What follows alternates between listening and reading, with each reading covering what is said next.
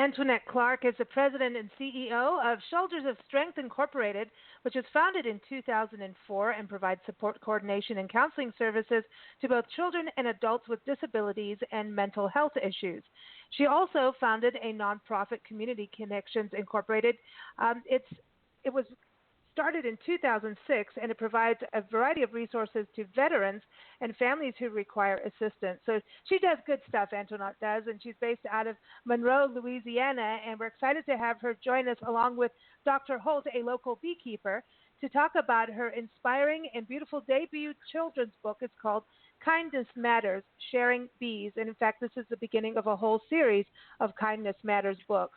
You can get it on Amazon, Barnes & Noble, but also go right to her website, royal7publishing.com. And that's royal7, the number 7, publishing.com. I think she likes royalty and she likes to gamble. I don't know. But welcome to the show, Antoinette. How are you? Thank you so much. Thank you for having me. Hey, it's very excited. We love your book. Both Nancy and I both read it, and I think it is inspiring. Is definitely a word to use for it, and we love that it's bees and the illustrations. Nancy, I know you're an artist. I love the illustrations, didn't you? Mm-hmm. I love it because they have human faces, which I think really helps the whole storyline about bees are not something that we have to necessarily kill every time we see one, just because they might sting. Yeah, and they do good work, and we need them. Who was the illustrator? Yes. The illustrator is Russell Wayne. He actually lives in the Philippines, and he's very, very talented.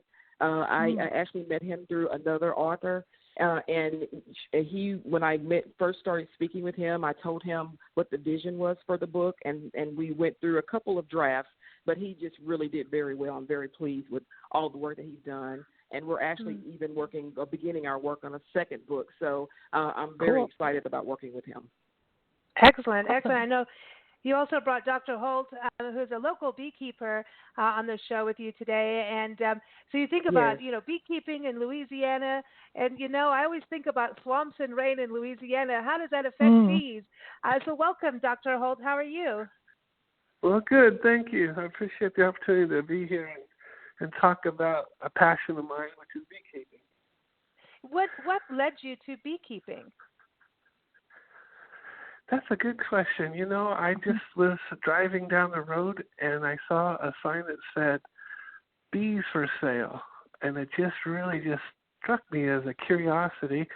And then I went and I purchased some. And the gentleman was kind to give me a little understanding and encouraged me to read a little bit. And that curiosity became quite fascinating. And now I have 20 hives. So wow. It really is. Well, it's grown just to be a fun hobby. And not only that, but my friends have just kind of came through the same path, and now I have about friends that also just thought it was kind of curious, and now they're all beekeepers themselves. So it's just kind of a fun, common hobby. A lot of us are doctors and lawyers and business people, and you would just wonder, I guess, what would be so intriguing, and it's just almost magical. You just don't really understand it except when you get into it. It just really is enjoyable. It's really fascinating to learn about nature and to watch those bees and understand how they communicate and the roles they play and the good they do to our society and the food. And so it's just really kind of a curiosity that really grows to be fascinating. And I wanted to go to you, Antoinette. Did you go out and hang out with his bees, with Dr. Holt's bees, to write the book?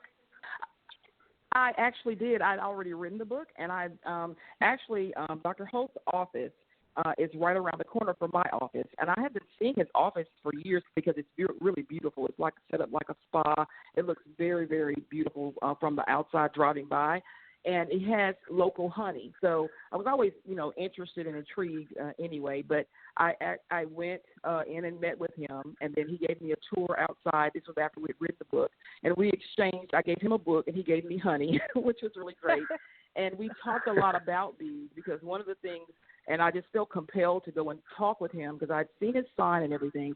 And I just think it was really just a divine connection because of what I'm trying to do to talk more and speak more about kindness and loving each other unconditionally and how wonderful that is as it relates to bees and how important they are to the environment and really being kind to our environment. So it's just been a wonderful pairing. He's taught me a lot about bees and just even more so about the importance of bees. And I've learned a lot from him, and it's just been really great on my journey as it relates to the book.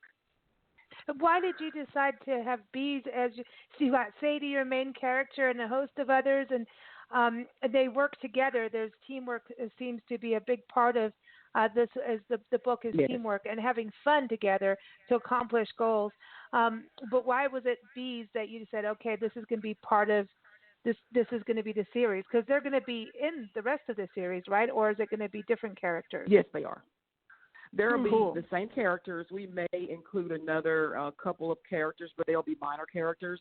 But the focus will be these 4 characters. There's Sadie, Simone, Madison, and Gabby. Gabby is actually my daughter, and then the other 3 are my nieces.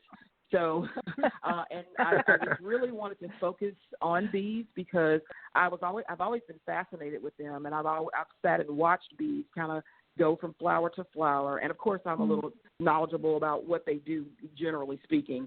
And I've always just thought about how important they are to the environment. And you see on the news about, what's happening with bees. So I just wanted to shed a light on the importance of what they bring to our environment out in our world and how important they are to all of us, and just to make as many people as I could mindful of that through my stories. I also want to be able to encourage parents to be able to read to their children and prompt questions, from the children about bees, so that they're not anything to be afraid of, but, just to be intrigued about, to go out and really find out more about them, which would be really good. So that's really kind of my goal with this. I think it's important. I mean, right now we are losing so many of our native bee species due to, major agriculture and pesticides and things. And that was what was so beautiful about your book. It kind of, there's this drama of it all, and then there's, what's happening to bees. But this just made you, fall in love with the bees, like Nancy said, with the faces, and, you got all excited. It's fun to read as an adult, and it's colorful. But what's interesting, because they're going out and it's spring. It starts at the first day of spring, and off they go harvesting pollen and going out for the different flowers and everything, and also to feed the baby bees. So Dr. Holt, what is the cycle of bees? Because do they actually go completely dormant in winter? Well, you know what? Different parts of the country have different winter coldnesses, and I believe that the colder parts of the country, they actually do go dormant. But here in the South, that would be a very rare or not as long of an experience. Now, I have actually seen bees that I thought might have been dead, and so they were on the ground in the cold of the morning. And then by then they were wiggling around. Oh, wow. Goodness. kind of makes you think they were asleep or they were kind of out of the... But that was interesting to observe, that they actually really slow down and kind of get through that cold spot, whether it's a nighttime or a season, and then they kind of get going again. So they maybe want to make their way outside of the hive in the early morning so the sun can warm them up? Yeah, they follow the sun. The sun is a very big part of their routine. They'll when the sun comes up, it kind of activates them, and they start to soon leave their hive to start their foraging. And then when the sun starts to go down, they all come home, and they come to their home and for the night. Now, I guess your question was do they hibernate or such, and I think they actually do that at some point and some temperature level, and then they can kind of get stirred up again when the temperature raises. And then do they, so is summertime, like spring and summer when they're out harvesting, and then, or is honey production going, is that except for winter, is that always going on? Well, that they're instinctively wired to just instinctively know just kind of what they need to do, and they communicate so amazingly amongst themselves in different methods.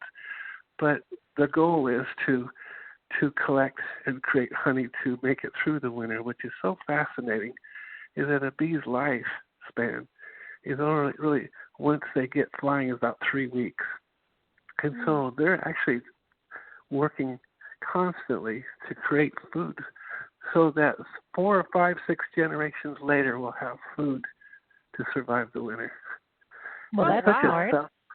That's smart. It is such a selfless instinct where they evolve in their responsibilities from coming as an egg, becomes a larvae, and then it matures to a pupa, and then it emerges as a bee, and then the bee will, the first 3 weeks, takes about 3 weeks for that to happen, and then from an egg to a bee, a live bee. But then it turns around and just has responsibilities of the hive as it matures. When it finally gets to the stage where it's a harvesting, going out and harvesting pollens and nectars and waters, it's actually on the last stage of its life cycle. And there, when they do sting, they will die in the process of stinging. And it's they're very willing to lay down their life for the good of their hives. And it's not that they're scary to a beekeeper, but all beekeepers do get stung. It's just part of the experience. And the better they get able to get stung less as their skills get better, and then also I think their bodies get used to being stung more, and it doesn't seem to bother them so much. Wow! But it is one of the things. So a lot of people might be afraid of beekeeping because of fear of being stung, but actually, they have really nice, good equipment now that can really protect a beekeeper from being stung. I think it still happens, and I know it still happens. I was stung just recently, but you almost admire those girls. We call them girls because they're female bees, because they're really good at what they do. It's kind of an intrigue of wits, because we as beekeepers are basically wanting their honey, and they don't want to give us their honey. They want to sting us, and we don't want to be stung. And so when we take care of our bees and we don't get stung, we feel successful. But when we do get stung, I guess they were successful, right? Wow, so you're making them work hard. I know. Harder. Well, it's interesting too, because you said the word selfless, and I think that goes to, what you've written about Antoinette in the book, in Kindness Matters, sharing bees, because these bees, they wake up, they're happy. They're really, really happy bees, and it just, that's what you see is like, they're like, oh, let's go help so-and-so, let's go do this, and to them, that's happy. That makes them happy, whereas in society, we forget that giving actually does bring joy. Exactly. Wow, that's and so then just true. the simplicity of life also. Sometimes as adults, we make things so very difficult, and, many times it does not have to be. And we've gotten so busy, as adults also, and even as we're teaching our children that we have to be on a set schedule and agenda. But, it's so nice to watch bees out in their own in natural environment and just see that they are basically just doing what needs to be done in an order and time that it's supposed to be, and allowing things to take place. And I think we can learn a lot of lessons from bees. As far as not only their order, Dr. Holt did speak about, the bees as far as their hierarchy and what they have, and the difference between the drones and the worker bees and the nurse bees and all of that. And there's a beautiful order of what they do. But one of the things, too, that I loved about researching this particular book is just that, they have their purpose, and they actually go out, they live their life for those 3 weeks, and they really fall into the order of the universe of what they're supposed to be doing. And I think a lot of us as humans, we forget that we have some things that we were born to do, and we get so busy with agendas and things that we think we're supposed to do, many times we miss it. And so one of the things that I really want to do with this particular book is that when you are giving to others and selflessly and you are being kind to others, then a lot of those times you are reminded and you're put back into a space of what your real purpose is. It is not to make millions of dollars and all these. That's nice, but it really is about the purpose and what we're supposed to give to one another. And I think that's really important, and that's really what I'm trying to, the point to get across in the book. I think even the notion of a parent or maybe a brother or sister sitting down with a younger child and reading the book together, I think having those moments, that is something really important. And that's part of the fostering of kindness, because they're sharing in that moment. They're sharing an experience. It's education. It's fun. But it's that togetherness where you forget all the other the agendas, like you were saying. You're very polite. Yes. I think it's good. And it's good for adults to read too, just to remind them. I was going to say that. I think it's so important for us adults, us busy adults, to just be reminded of just the simplicity of things and just the beautiful moments that are hidden within those.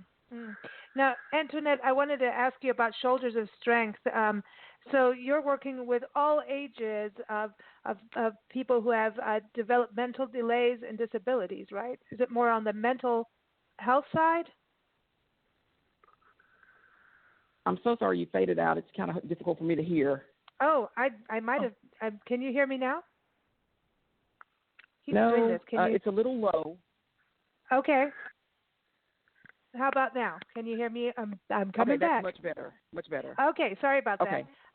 I stuck my head out the window because a bee was flying by or buzzing by. I was asking about Shoulders of Strength, who you work with, and what led you to start the agency. Well, I actually worked for an agency for about 5.5 years out of Shreveport, Louisiana. And we work with families who have children birth to 3 years of age. It's an early intervention program.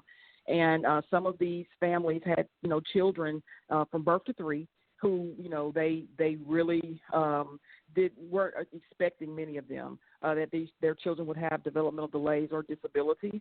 And, with doing that type of work, I just fell in love with it. I fell in love with the babies. I fell in love with the parents. And so I just had a passion for being able to help people and being able to help guide them and be an advocate for them, teach them how to advocate for themselves.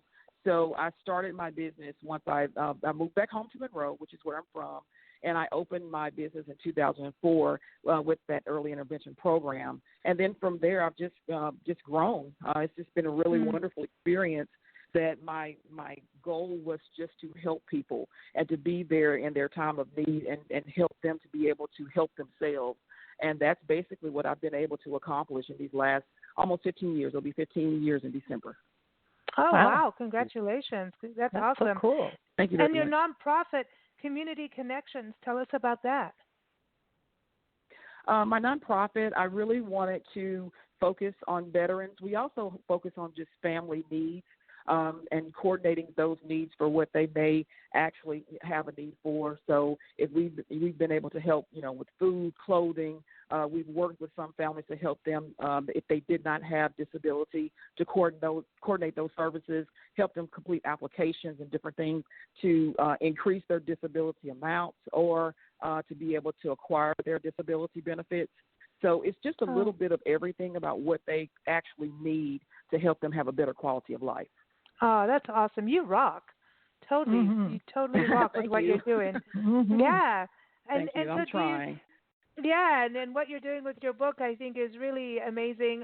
Have you taken them to any schools or seen any youth read them? Have you actually witnessed that happen? I actually have had several through Facebook families that have purchased the book, and then they've sent me pictures of them reading to their children, and that just my heart just exploded. That's nice. Really wonderful. And there's pictures with the book. But one of the things which you're referencing the school, I've been talking with Dr. Holt about, I feel like this is such a really great opportunity for the two of us because he knows so much about bees. I've learned so much from him. He has his little beekeeper suit, and we were going to go into schools and with a project in mind so that we could really speak to, from kindergarten to possibly the second grade is our goal, and speak to the children and the students about kindness and also about the environment. So we're working on that for fall. Oh, I love that. I love that. I think that's so important. Yes, we're very excited about coordinating that. Yeah, the bees.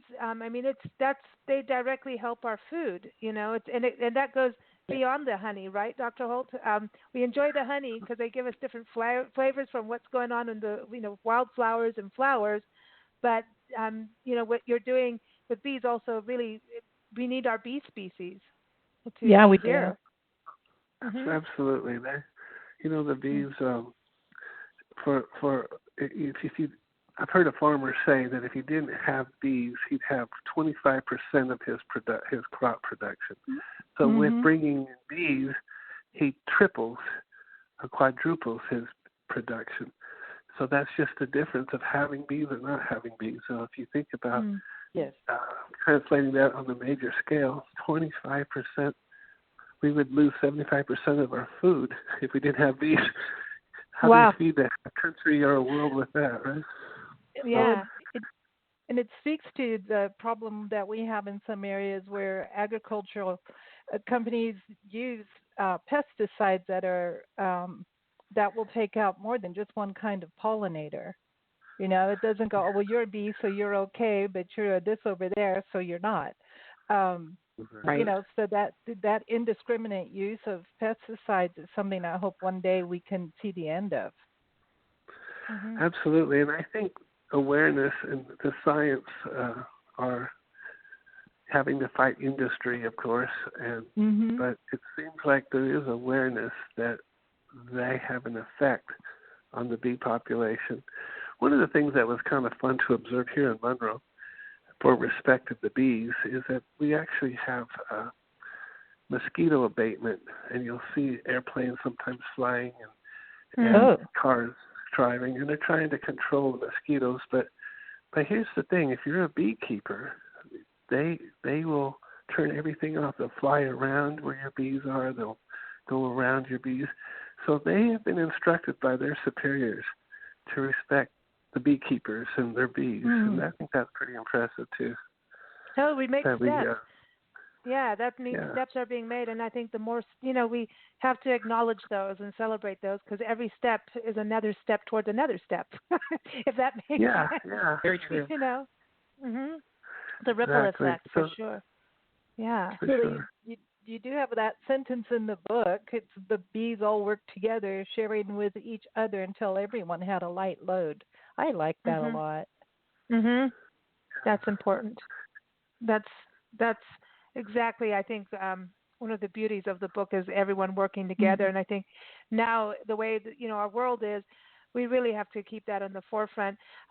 Antoinette, what's the next topic of your next book? The next topic is Kindness Matters, Making Friends. And it just talks about really us being different and us being able to all embrace each other and our own uniqueness. So I've just finished, and we're going to be starting illustration here pretty soon. So I'm very excited. Cool. And here, everyone, don't mow down your dandelions. Don't kill your dandelions in your yard. Bees like them. They're pretty. I know. I want to save the dandelions. I want to have a campaign. I love them. I know. We got to save the dandelions to save the bees. Well, we always love to play music for our guests on the show. And Antoinette, Dr. Holt, we cannot beat this song because it says "bee" in it, and it has the word "kind." It's called "Be Kind." How perfect is that? Absolutely perfect. I know. I love this it. Is from a gentleman, Brian Borgo, and he is up in Denver, Colorado, and you can go to borgoband.com, and this is the title track to his album, Be Kind, so we get to play it, and I'm always excited to have an excuse to play this song or any of his music. Again, Antoinette's book, it's again Antoinette-Clark, and the book is Kindness Matters, Sharing Bees, And you can go to her website. It's royal7publishing.com. She's the royal queen bee. So yes, royal7publishing.com. That's the number 7. Of course, Amazon, Barnes & Noble, all those places as well. But thank you both for joining us. It's a real pleasure. And Antoinette, thank you for writing, and keep going. Keep going. We're excited for the next one. And thank you, Dr. Holt, for playing with the bees and observing and keeping that honey flowing. Absolutely. Thank you so much for having us. We really appreciate it. Thanks. Thank you you. take care.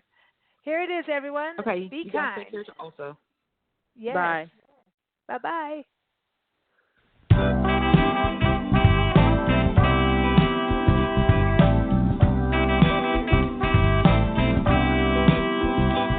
Be strong for yourself and everyone else. Be strong. Come on. Yeah, come on. Be there for each other.